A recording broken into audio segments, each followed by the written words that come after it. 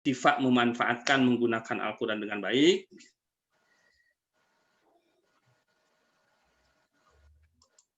Nah, di sini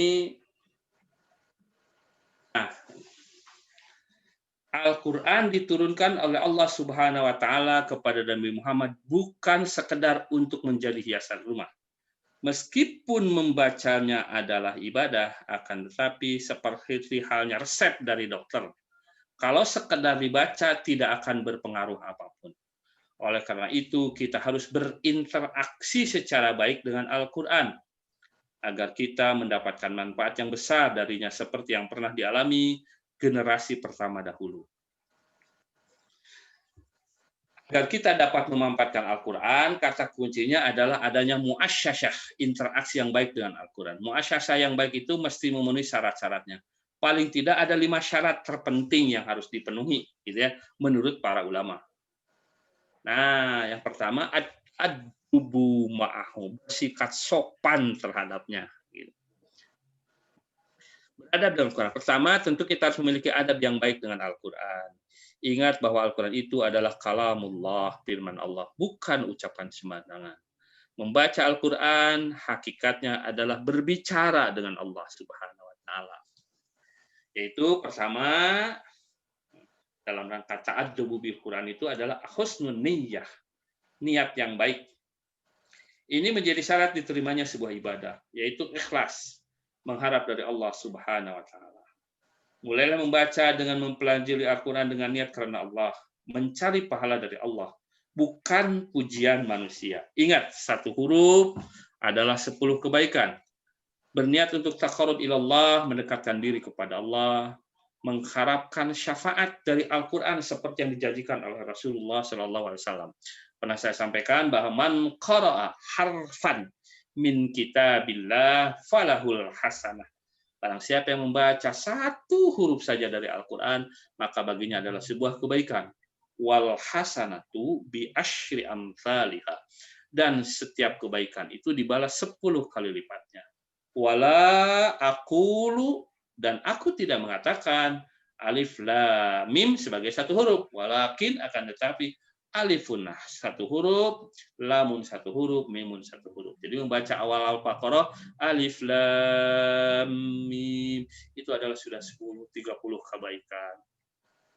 Kemudian Iqra al-Quran fa innahu ya'ti yaumal qiyamah syafi'an li ashabi. Al-Quran akan datang nanti pada hari kiamat memberi syafaat kepada ahli-ahli Al-Quran. Nah, iqra'u, bacalah oleh kalian Al-Quran. Fa'innahu, karena sesungguhnya ia, Al-Quran itu, ya'ti akan datang. Yaumal qiyamati, pada hari kiamat, syafi'an, menjadi pembela, penolong, pemberi syafaat.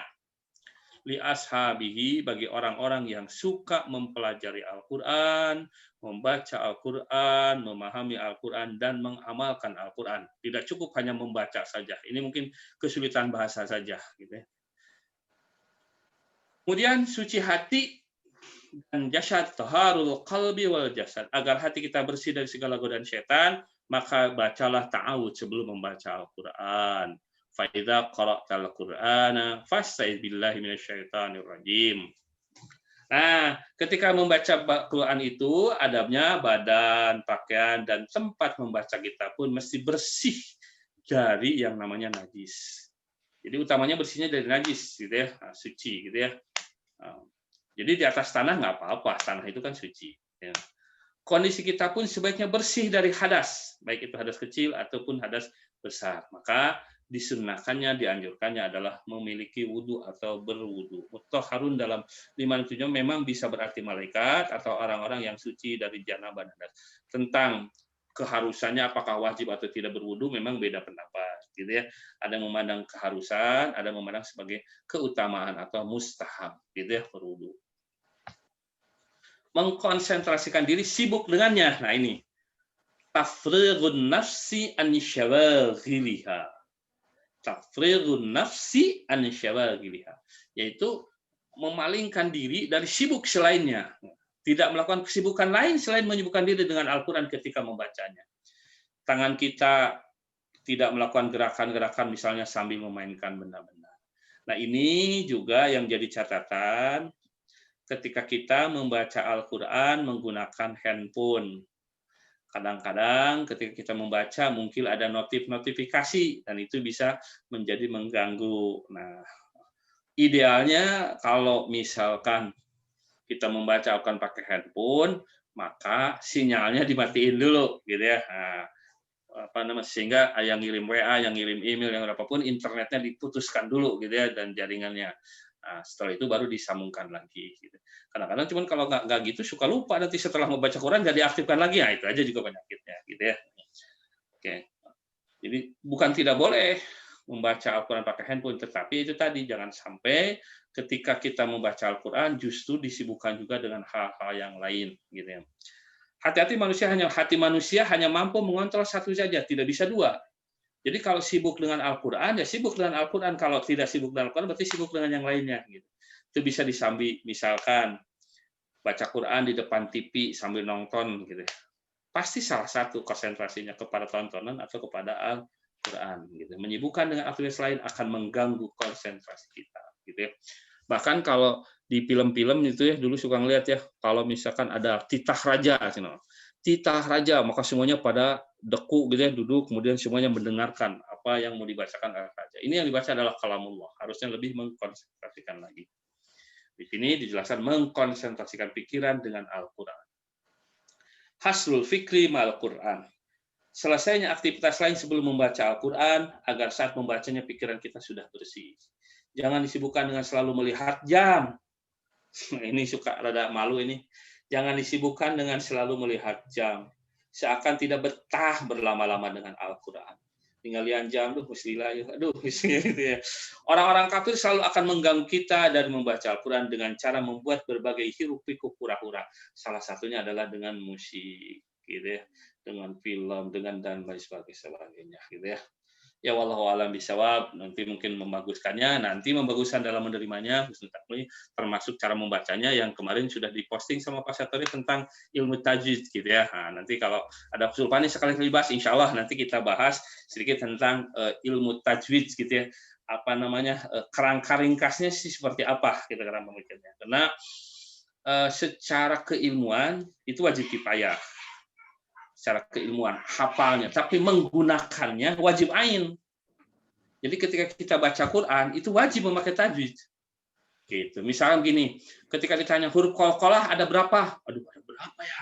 Nggak hafal, nah gitu. Nah, tapi kalau membaca ada huruf qaf itu wajib dibaca qalqalah gitu. Ya qara bismillah. Walaupun apa huruf qalqalah 5 misalnya tubuh jadin atau baju di toko. Tapi ketika baca itu wajib diqalqalahkan. Itu mad itu ada 14. 14 nggak apa-apa nama ngaranna enggak.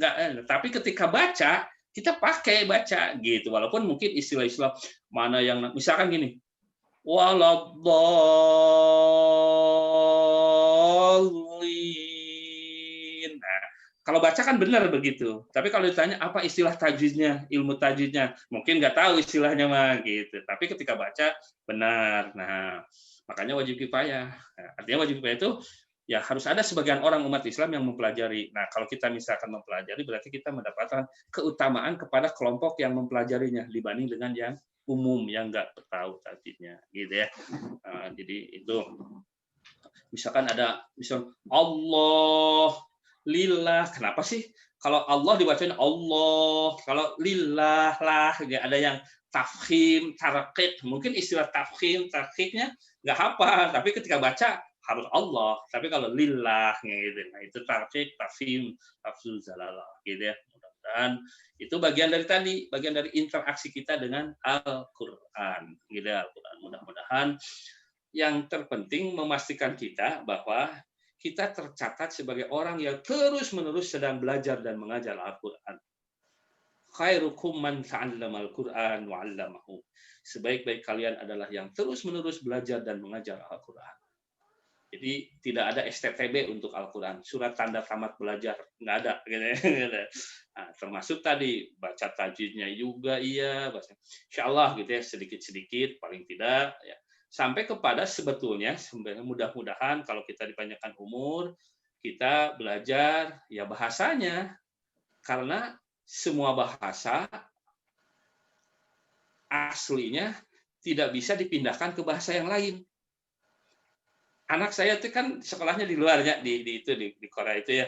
Bahasa pengantarnya kan bahasa Inggris. Itu sudah mulai sekarang. Apa ya bahasa Indonesianya? Jadi dia lebih paham dalam bahasa Inggrisnya, si ilmu fisika itu atau ilmu yang sebelumnya, ketimbang bahasa Indonesianya. Jadi nggak, apa ya bahasa Indonesianya? Kalau bahasa Inggris itu begini-gini kita sampai kayak gitu. Apalagi bahasa Arab. Bahasa Arab, bahasa Al-Quran. Nggak bisa diterjemahkan. Apalagi Pak Syatri kan ini ke Ar-Rahman nanti gitu. Mudah-mudahan kita bisa tadabbur surat Ar-Rahman gitu ya. Masya Allah gitu ya. Kalau lagi bagus hati kitanya. Ketika kita fabi ayyi ala'i rabbikuma tukadziban. Itu harusnya ada getaran kepada diri kita. Nikmat manakah yang kalian dustakan sebetulnya? Gitu ya. Terus diulang-ulang dalam surat Ar-Rahman itu setelah membaca ayat ini langsung diulang. Nah, tinggal masalahnya kalau saya ngambil ilustrasi itu kalau hati kita itu radionya, Al-Quran itu pemancarnya. Al-Qurannya sih sudah memancar sedemikian bagusnya dari sana. Cuman kadang-kadang hati kitanya, radio yang ada dalam hati kitanya, gelombangnya nggak pas. Mungkin baterainya soak gitu sehingga gagal lewongan gitu suaranya. Mungkin ada kotoran-kotoran gitu ya. Mungkin apa sehingga gitu. Getaran-getaran Al-Qur'an, frekuensi Al-Qur'an tidak tertangkap dengan baik. Di antara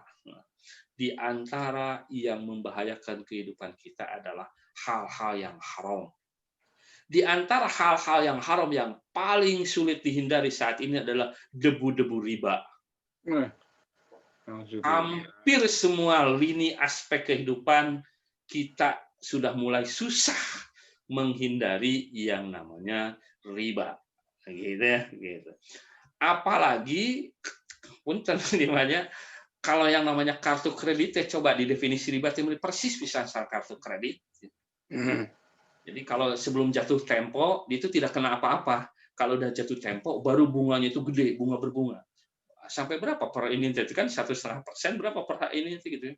Artinya akumulasinya itu luar biasa. Tapi kalau dibayar sebelum jatuh temponya kan 0%. Itu tuh riba jahiliyah itu modelnya kayak gitu betul. Nah, jadi yang paling persis dengan riba jahiliyah itu sebetulnya adalah kartu kredit kalau yang saya perhatikan. Maka kalau nggak darurat gitu ya, kalau nggak darurat benar-benar gitu, ya gimana lah, alhamdulillah saya menghindari sampai saat ini gitu ya berusaha karena tapi memang ada bagian tertentu yang pekerjaan-pekerjaan tertentu kayaknya kartu kredit itu menjadi mutlak karena apa? Karena ada pembayaran harus pakai kartu kredit gitu ya. Termasuk ini bayar Zoom yang berbayar tuh harus pakai kartu kredit gitu ya. Kadang-kadang dibuat sedemikian rupa. Beli tiket juga pakai kartu kredit.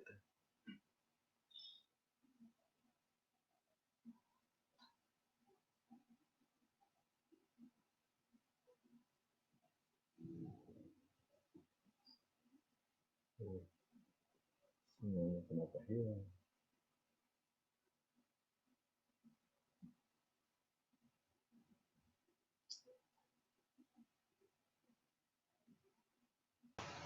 Kita memberikan keringanan-keringanan. Kalau itu masalah fatwa ya, gitu ya. Karena kalau misalkan Dokter Firanda sekarang apa-apa online haram, pembayaran GoPay haram, wah misalkan diharamkan gitu ya. Nah itu juga saya termasuk yang tidak mengikuti pendapat itu. Jadi kita ada para ulama yang mengkaji dari berbagai aspek maslahat dan manfaatnya, gitu ya. Tidak terlalu enteng juga memudahkan mengharamkan sesuatu. Karena menghalalkan yang haram dosa, gitu. Mengharamkan yang halal juga dosa, gitu ya. Tetap harus lebih hati-hati. Hanya secara ininya selama masih bisa dihindari, ya dihindari. Karena kalau misalkan saya baca ada sampai ke e-money diharamkan, lah nanti nggak bisa masuk tol kalau kayak gitu. Karena semua tol sekarang gerbangnya pakai e-money. Nah kalau yang kayak gitu juga nggak tepat juga gitu ya. Nah, kan kita juga tidak memaksud membungakan uang di e-money itu kan. Kita beli e-tol, masuk uang di sana tersimpan gitu ya. Bagi kita kan itu adalah memang sebuah sistem gitu ya, bahwa ada orang lain yang mengambil manfaat dari itu karena uang kita mengendap lalu dibungakan dan sebagainya, ya itu memang di luar kemampuan kita untuk gitu ya. Hanya tentunya hal-hal yang bisa dihindari, kita harus menghindari terjebak kepada yang namanya riba gitu ya. Karena kalau yang riba itulah nanti berdampak salah satunya ketika kita baca Quran bisa jadi hambar, nggak nyampe ke hati. Wallahu a'lam bishawab, mungkin itu yang bisa saya sampaikan. Mengambil kayak bahan diskusi lah. Bagus, Badatul Maros. Mangga. Terkait dengan tadi baca Al-Quran nyambi. Kalau saya kan sering ya begitu sambil jalan pagi gitu ya. Sambil jalan pagi itu sambil mendengarkan murotal gitu ya. Paling tidak ada sesuatu yang ketika yang saya hafal itu salah terluruskan di situ gitu. Memang betul bahwa kadang konsentrasi itu nggak full gitu ya. Ya daripada diam begitu maksudnya begitu ya. Itu gimana? Jadi itu gini. Kalau kita memang sudah meniatkannya sedang mau membaca Al-Quran, tadabbur Al-Quran, tidak mengerjakan yang lain. Tapi ketika kita mengerjakan yang lain, boleh sambil mendengarkan Al-Quran. Misalkan kita sambil belajar mendengarkan Al-Quran, menjelang tidur kita mendengarkan Al-Quran, pada kesempatan, tapi gitu, itu sebetulnya pekerjaan utama kitanya ya pekerjaan tadi. Kalau Pak Satori, riyadhah itu olahraga itu kan bagian dari ibadah juga. Nah, daripada dengerin musik, maka kita menjadi dengerin Al-Quran. Jadi berbeda konteksnya. Tapi ketika kita misalkan harus punya waktu untuk memang itu kegiatan utamanya adalah Al-Quran. Nah, ketika Al-Quran kita mengkonsentrasikan. Gitu. Misalkan kita punya program satu hari membaca berapa halaman. Nah, itu jangan diganggu dengan kegiatan-kegiatan yang lain. Nah, kalau yang tadi sebetulnya aktivitas utama kitanya adalah aktivitas utama-utama yang olahraga, mungkin sedang belajar menuntut ilmu gitu ya, mungkin juga sedang istirahat dan sebagainya, tapi dibarengi dengan tilawah Al-Quran. Saya pernah dengar penjelasannya seperti itu, boleh-boleh saja, baik-baik saja. Itu jauh lebih baik ketimbang mendengarkan hal-hal yang tidak berguna. Tetap ada manfaatnya, tetapi berbeda dengan ketika kita memang meluangkan waktu, gitu ya. Kan di masjid juga ayah menjelang sholat disetel, ngaji Quran ya, mangga-mangga selama tidak mengganggu, gitu ya. Pak Agus, Tadi kan dijelaskan kalau membaca Al-Quran itu harus tempatnya gitu keluar. Tentunya kan salah satunya tepatnya misalkan piraku maca Al-Quran di kamar mandi kan terkenging gitu. Tapi upami misalkan mayunan Pak Agus ya abisnya menuju ngapalkeun bari di WC kenging teh. Ya, jadi memang ada tempat-tempat yang secara eksplisit disebut nggak boleh baca Quran gitu. Bahkan sambil sujud baca Quran nggak boleh. Oke, itu. Sambil sujud. Jadi dalam sujud itu ya baca doa gitu, baca doa. Walaupun mungkin bisa jadi doanya ngambil Quran gitu. Nah, kemudian tempat-tempat yang najis gitu, tempat-tempat yang dihinakan gitu, dihinakan dalam pengertian kotor lah menurut ukuran manusia juga kan gitu ya. Itu tidak boleh di sana gitu ya. Jadi harus tempat-tempat yang mulia gitu. Jadi inilah Al-Quran itu kan mushafnya juga gitu ya. Walaupun tadinya kertas biasa, dicetak di percetakan biasa, ketika sudah menjadi mushaf Al-Quran, memang perlakuannya juga harus berbeda gitu ya. Apalagi kalau misalkan di Arab mah kalau ada Al-Quran ngagoler di handap tuh ngambek tuh orang Arab. Jadi harus ditanggei, harus disimpan di paha. Jadi tidak boleh misalkan sambil sila, Qurannya ngagoler di lantai gitu ya. Nah, gitu ya. Itu saking orang Arab mempraktekannya di Masjidil Haram atau Masjid Nabawi adalah menghormati Al-Quran sebagai mushaf. Walaupun tadinya kertas biasa. Samalah dengan kita uang. Uang itu kan kertas. Tapi ketika dicetak di sana adalah uangnya 100.000 gitu ya, kan beda perlakuannya dengan yang 2.000 gitu karena ini mas 100.000 walaupun sama-sama kertas.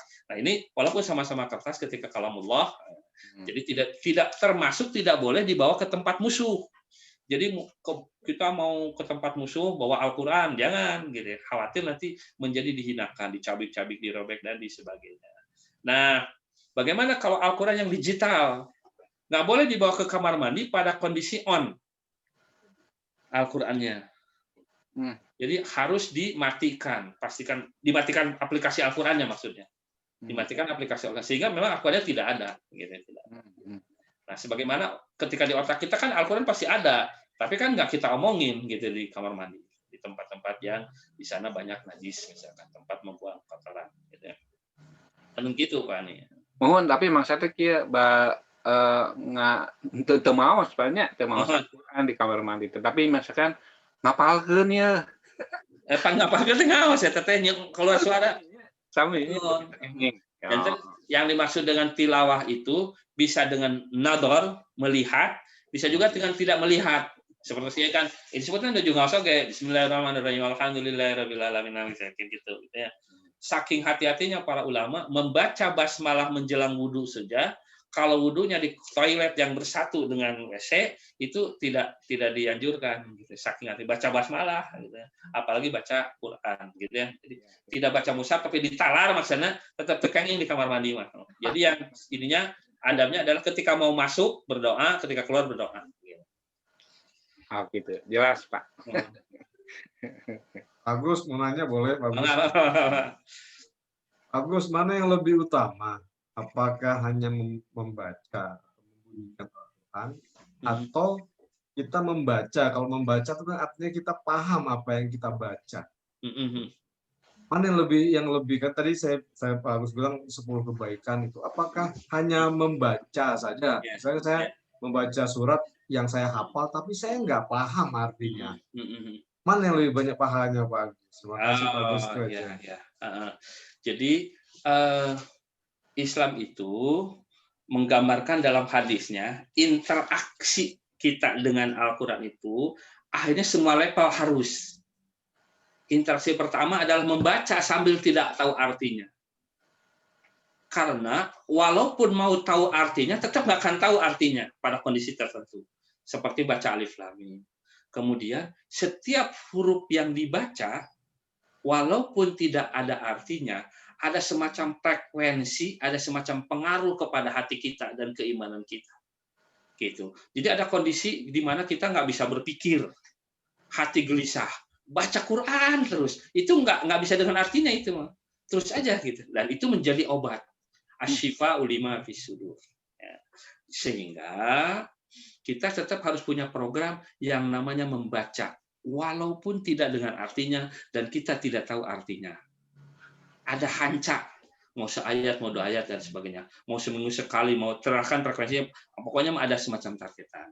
Nah, yang kedua, itu ada keutamaan sendiri yang tidak bisa digantikan dengan yang kedua, memahami. Jadi ketika yang pertama itu kebaikannya itu dihitung per huruf 10 kebaikan, dan ketika kita kebaikan itu tidak tahu kebaikannya apa. Karena salah satu bentuk kebaikannya itu adalah bisa jadi diberikan kesehatan. Jadi ketika kita baca Quran rutin, Allah memberikan kebaikan, dan ternyata di antara kebaikan itu Allah berikan kepada kita kesehatan. Kita harus tetap membaca walaupun tidak tahu artinya, itu program. Nah, yang kedua, Al-Quran sebagai petunjuk. Al-Quran sebagai petunjuk. Kalau Al-Quran sebagai petunjuknya, baru kita memang harus memahaminya. Jadi artinya tadi bukan berarti karena ingin memahami petunjuk lalu tidak tilawah, nggak begitu. Kalau yang kedua memang pasti tilawah, tapi kan hitungannya beda. Hitungannya adalah di memahami. Apalagi kalau proses memahami Al-Quran itu, kalau kita terburu-buru malah jadi frustasi karena terlalu banyaknya. Kalau misalkan 1 ayat saja, lalu kita ingin dalam terus, bisa jadi berbulan-bulan itu 1 ayat gitu. Kalau misalkan kita mau baca tafsir Al-Fatihah saja, dan kita ingin tahu terus lebih banyak, itu bisa berbulan-bulan itu tafsir Al-Fatihah belum selesai-selesai. Kenapa? Karena di tafsir ini begini, di tafsir ini begini. Akhirnya, gitu. Akhirnya, ya kita pokoknya berinteraksi dengan Al-Quran, biar Allah lah yang membimbing kita kepada apa yang harus kita ketahui. Nah, kita mah meluangkan waktu, tenaga dan pikiran, sementara inspirasinya kita berharap kepada Allah Subhanahu wa taala. Makanya tadi di awal saya membacanya doanya gini, Allahumma anfa'na bima 'allamtana wa 'allimna ma yanfa'una. Itu Pak, doanya itu yang di awal saya baca tadi. Ya Allah, berilah manfaat. Allah manfaat bima 'allamtana. Berilah manfaat terhadap apa-apa yang bermanfaat bagi kami dan ajarkan kepada kami apa yang bermanfaat bagi kami. Gitu. Allah manfa'na bima 'allamtana wa 'allimna ma yanfa'una. Jadi kita berharap kepada Allah yang memberikan hidayah kepada kita, petunjuk apa-apa yang kita mendapatkan manfaat dari Al-Quran ini. Jadi tidak bisa dibandingkan mana yang lebih utama. Ya. Nah, kenapa? Karena tiap orang juga berbeda-beda tuntutannya. Nah, gitu. Jadi bisa jadi orang yang nggak pernah belajar bahasa Arab, nggak pernah belajar ilmu tafsir, dia rajin tilawah, itu bobotnya beda. Kemudian orang yang sudah diberikan oleh Allah karunia, gitu ya, dia sudah bisa bahasa Arab, bahasa tafsir, kalau tidak mengambil manfaat dengan cara memberikan petunjuk, itu juga berbeda tanggung jawabnya. Gitu. Jadi tiap orang punya tanggung jawab. Tapi pada dasarnya Al-Quran itu dua-duanya harus. Ta'abudi tetap harus, artinya dibaca, itu tidak bisa digantikan. Yang kedua, memahami sebagai petunjuk juga harus. Gitu, Pak. Nah. Jadi sebenarnya gini, saya kalau di mahasiswa nih Pak, sebenarnya saya sering sekali menanyakan apakah kamu hari ini sudah baca Quran atau belum. Banyak kan mereka jarang sekali sekarang buka Al-Quran, Pak Agus. Yang miris buat saya. Jadi saya mengilustrasikannya begini. Kita baca Quran itu ibarat kita mengambil air di dalam keranjang. Tolong memang. Memang kita nggak akan pernah dapat airnya, tetapi apa hikmahnya? Keranjang kita bersih. Nah, jadi saya ilustrasikan itu ke Mas. Mudah-mudahan ini benar apa yang saya sampaikan karena saya banyak literasi lah yang saya memahami. Itu. Nah, memang mahasiswa Unisba apalagi ya Pak, itu boleh dilihat lah, sholat subuh juga kalau pagi. Jarang sekali saya bilang. Makanya saya selalu ingatkan kalau kalian badan sudah tahan api, boleh lah nggak sholat. Tapi kalau masih belum tahan api, silakan lah. Apa Anda baca Quran, sholat dan lakukan apa ya? Itu Pak Agus. Jadi memang itu yang saya sering sampaikan. Jadi ibaratnya mah kalau tahapannya. Sebelum memahami ya memang nggak mau harus mau memaksakan dulu membaca pengucapan huruf-huruf. Dan itu ada risetnya. Saya pernah baca waktu itu artikelnya bahwa di orang-orang kafir itu orang-orang yang gelisah, stres kan mereka suka ada forum curhat gitu ya untuk mengobati stresnya. Lalu dia membuat riset gitu ya. Membuat riset dengan alat-alat yang dia miliki, dia siapkan. Orang yang gelisah, stres, dibacakan Al-Quran, suruh dengerin aja, gitu. Kemudian yang lainnya enggak. Kemudian dia punya alat ukur-ukurnya, alat kuesionernya untuk mengukur ada pengaruh atau tidaknya, dan dia mendapatkan kesimpulan yang luar biasa. Ternyata berpengaruh sangat baik untuk hati orang, gitu ya, stresnya orang, gitu ya, dengan mendengarkan Al-Quran. Padahal dia tidak tahu itu Al-Quran, tidak beriman Al-Quran. Itulah bagian dari kemujizatan, gitu. Apalagi kalau ada iman, gitu ya, ada keyakinan, kemudian bacanya benar gitu ya. Itu diperdengarkan saja. Jadi insya Allah baik sekali kalau misalkan kita memang selalu menganjurkan mahasiswa untuk membaca Al-Quran. Kalau belum tahu artinya nggak apa-apa, tilawah aja dulu, ta'abudi gitu ya. Kalau sudah mau pingin tahu, karena gini kalau baca terjemahnya juga, kalau nggak dibimbing malah jadi bingung nantinya. Ya. Malah bingung, nggak bisa. Karena itu tadi nggak bisa semuanya langsung diterjemah gitu. Tapi ta'abudinya saja. Nun bagus. Terus badai naros. Pami dina surat Al-Fatihah di ujung ayat nanti setelah ghairil maghdubi alaihim waladhdallin kan amin. Suka ada yang menambahkan dan rabbil firli amin. Tapi cukup amin saja. Itu satu. Yang kedua terkait dengan menghafal.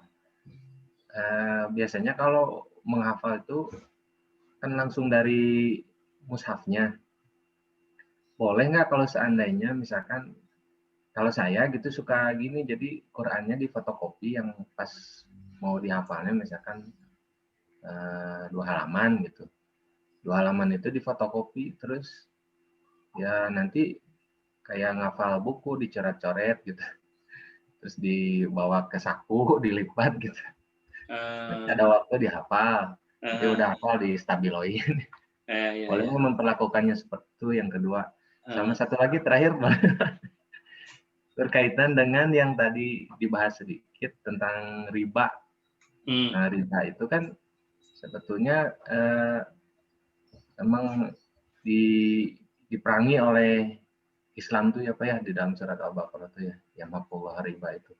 Nah, bagaimana kasusnya ketika misalkan contoh konkretnya kalau dalam pernikahan yang muda gitu, yang baru ya, biasanya kan mereka tuh memerlukan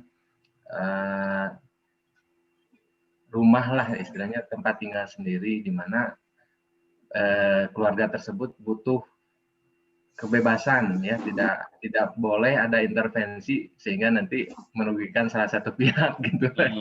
Biasanya kan seperti itu. Nah, pada saat kondisi seperti itu kan biasanya yang terpikir antara satu kontrak atau dua kredit rumah gitu ya. Sementara pilihannya kalau seandainya ngontrak itu kadang-kadang kita juga istilahnya apa, keluar uang untuk kontrakan, tapi rumah nggak kebeli-beli gitu. Di satu sisi ada yang kredit, tapi ya itu berkaitannya dengan hukum riba tadi. Jadi Mungkin ya. Pengalaman. Nuhun Pak. Tentang Rafiq Firly itu di kalangan NU ya, di kalangan NU memang biasa kalau ghairil maghdubi alaihim waladdallin Rafiq Firly. Amin. Saya pernah cari-cari nggak dapat itu keterangannya, baik itu dari hadis itu atau dari buku fikih, itu nggak ketemu. Jadi lebih ke diturunkan dari pesantren-pesantren, dari guru-guru gitu ya, atau mungkin ada kitab khusus yang bukan kitab-kitab yang terkenal, misalkan di Bukhari, di Muslim, atau dalam fikih-fikih sunnah gitu, nggak ketemu gitu ya. Saya juga heran. Seperti juga ketika kita misalkan doa iftitah itu kan, kalau dalam hadisnya kan wajah tu wajhalilladzi fataras samawati. Tapi kalau di dalam kalangan NU saya pernah belajar itu dulu inni wajah tu. Kenapa mesti pakai ini gitu? Atau misalkan gini, di kalangan NU dulu suka ada assalamualaikum waalaikumsalam warahmatullahi wabarakatuh. Pernah dengar gitu ya? Assalamualaikum waalaikumsalam warahmatullahi wabarakatuh. Nah, waalaikunna itu kan untuk ke perempuan. Nah, itu ditambah-tambah gitu. Jadi kalau sudah ditambah-tambah kayak gitu, maka di kalangan tertentu ada istilah Yasin Fadilah. Pernah dengar istilah Yasin Fadilah? Nah, itu juga sama. Itu surat Yasin ditambah-tambah di tengahnya. Ada sholawatnya, ada apa, dan sebagainya. Nah, bagi kita, kalau saya sih menekankan bahwa kalau kita tidak menemukan dalilnya, lebih baik ditinggalkan. Nah, kalau ada orang yang mengamalkan, tinggal kita minta informasi. Itu dalilnya dari mana gitu. Kita mau belajar, kita mau lihat gitu ya. Jangan sekali-kali dikecam, mereka suka marah, galak gitu ya. Jadi mending ditanya saja yang mana dalilnya kan gitu.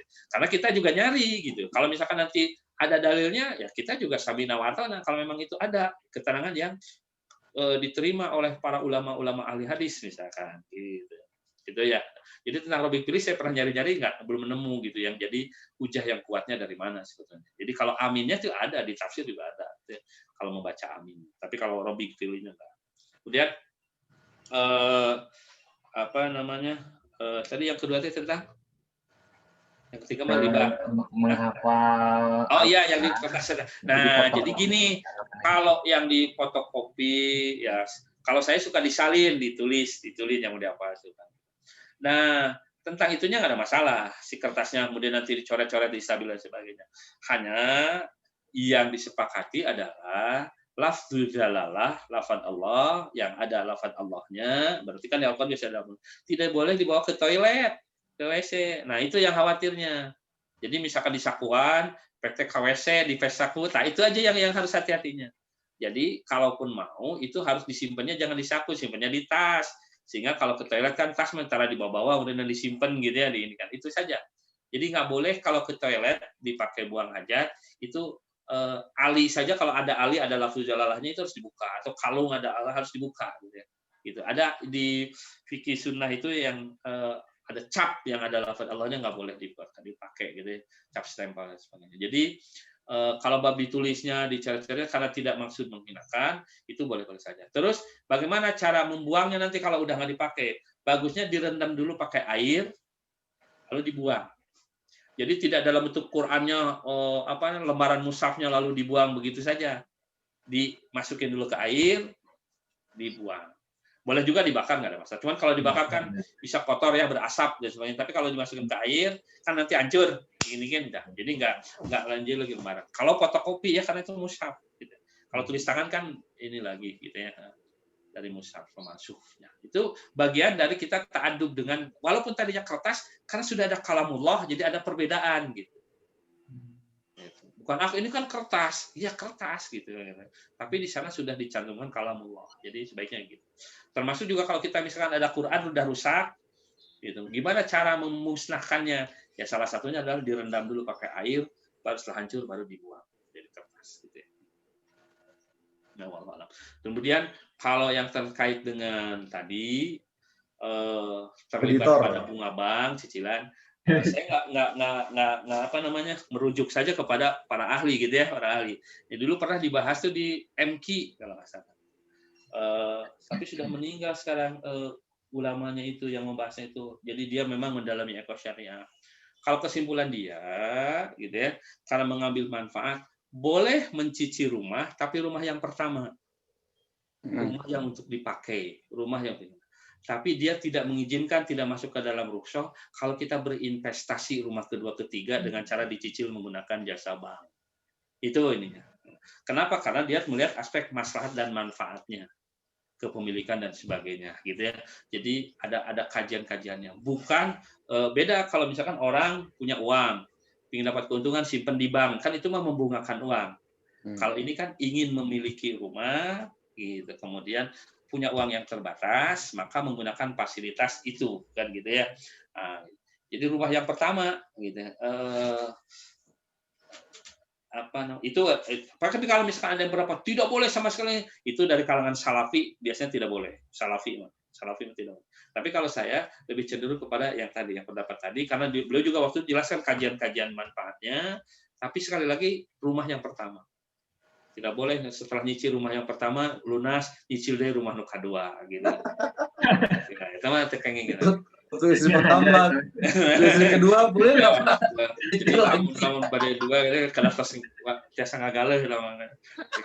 Tagihan riba aja Pak itu. Termasuk mobil oge nya Pak. Mun mobil mah harus dibahas mobil mah tekan harus dibahas mobil mah. Kumaha? Tapi mobil mah kebutuhan tersier. Terus kebutuhan primer gitu. Kamu ayeuna mah tiasa ngagrab we lah mobil mah. Berarti nggak boleh. Jadi yang di ini tuh kan karena memang rumah itu dianggap sebagai kebutuhan pokok. Iya. Pokok. Sementara kalau mobil mah tersier. Jadi kalau mobil mah tidak termasuk yang dibahas gitu. Karena betul-betul riba banyak. Gitu. Itu Pak Indra, berarti bini pertama satu rumah, bini kedua satu rumah, kan pertama semua. Cicilan Bercanda bagus. Bagus tuh Pak Ami, yang dimaksud beli rumah itu pertama sekali beli tapi ilu. Tah eta sok paling terwae nya. Pertama itu ya Pak.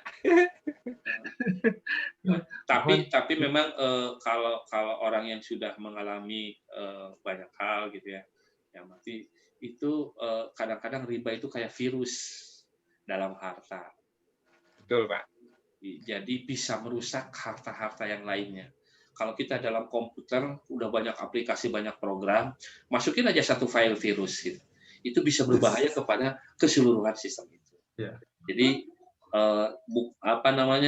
itu kapaksa-paksa ting tetap dijaga lah gitu dari hal-hal yang terlibat seperti itu. Nah, kecuali memang karena tadi situasi dan kondisinya sendiri aspek maslahat manfaatnya. Itu judul virus gitu di dalam kehidupan kita. Gitu. Atur nuhun Pak Agus. Jantan atunya Pak Indra. Udah anu perumahan Unis sebagai pan melalui bank itu ya. Udah. Mohon Pak kami nguping ti rencana lagi sami nu baru-baru rumah tangga gitu kan ya. Kami calik sarang mertua sareng teh. Aduh, ieu teh. Iya. Nah, seri istighfar. Ari ngontrak wae da hangus begitu saja gitu ya. Kontraktor Pak, kontraktor. Selanjutnya kreditor kan, kontraktor kreditor. Ya. Sementara kalau kita mengumpulkan dulu uang sampai sejumlah itu juga keburu harganya naik lagi gitu ya. Keburu tua Pak, keburu tua. Iya makanya. Ya, insya Allah. Ya mungkin kasih pada 645. Pak Satori bangga pilih pada disimpulkan Pak Satori. Kedah cekap. Terus kesimpulannya tadi, tapi nama kesimpulannya jadi kredit rumah lah gitu. Dan bagus. Tadi kan Pak Indra meser anu bumi pertama mah ngiridit. Lima dongengna gitu. Nah, terus pada ngarenovasi namut oge gitu. Kumaha ta? Beres-beres. Jadi rumah bagus. Jadi kalau dalam kaidah usul fikih secara umumnya kesimpulan kehidupan kita itu daf'ul mafasid muqaddamun ala jalbil masabi. Mendahulukan mencegah dari sesuatu yang merusak didahulukan ketimbang kita ingin memperoleh manfaat. Jadi manfaat yang mau kita peroleh itu rumah yang direnovasi. Itu manfaat yang kita mau rumah yang jadi lebih bagus lebih ini. Tapi belum apa-apa kita sudah masuk kepada mafasid, kepada riba. Nah itu yang bahaya. Jadi kalau kita ingin memperoleh sebuah kebaikan, Mas Roy, jangan sampai diawali dengan masuk kedua kepada mafasid, sesuatu yang pasar, rusak. Kenapa? Karena kalau nggak direnovasi pun juga rumahnya kita tetap masih layak. Ya. Beda kalau kondisinya rumahnya bocor. Tegaduh terus kalau ngomong, nah kalau itu mah beda, bukan masolih lagi, tapi kita menutupi kerusakan. Maka kita tidak punya uang, lalu minjem untuk perbaikan karena bocor. Karena misalkan tiba-tiba punten di Jatihan badai longsor misalkan gitu kena didam segala macam, ternyata kita ada keterbatasan uang, harus nyicil dan sebagainya, beli itu lain lagi gitu ya. Jadi makanya nanti tiap kasus berbeda-beda. Tapi kalau unsurnya adalah lebih kepada keindahan, kenyamanan, Mas Oli, itu baik. Tapi jangan sampai didahului oleh mafasid. Gitu aja mungkin kaidahnya. Pertas haji kayak gitu Pak, aya nama kan margi masa tungguna lami. Di Pegadaian teh ada program dana talang haji seperti itu. Oh iya, kalau uang mukanya yang 20 jutanya ya. Misalkan 5 tahun. Nanti dicicil ya. Itu kumaha eta pame seperti itu Pak. Itu mah terus ada dewan syariahnya, mungkin terus dikengingkeun ku dewan syariah, eta kan syariah, terus dikaji dari kalau yang syariah gitu kan ngayakeun gitu kan bank syariah ya. Bank syariah. Berarti kalau Kop Sakardos syariah, Kop Sakardos kita berarti itu syariah Pak. Mudah-mudahan syariah ya Pak ya. Mudah-mudahan ada dewan syariahnya ya. Saya percayalah. Ada dewan syariahnya lah insyaallah. Ada dewan syariahnya. Kalau dosa berarti yang dosa ya Pak, bukan kita ya.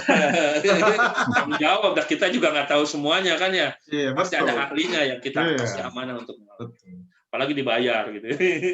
Iya, karena memang saya jujur ada investasi di sana Pak, investasi mungkin berbeda. Ada dewan syariahnya kan. Ada dewan syariahnya. Makanya saya tanya sama Susilo, ini syariah nggak? Syariah katanya, sudah saya percaya. Itu tanggung dosa gitu. Iya. Ya. Mungkin cukup dulu atuh dari saya mah ya, mangga. Cekap bagus. Mangga atuh sadayana ya.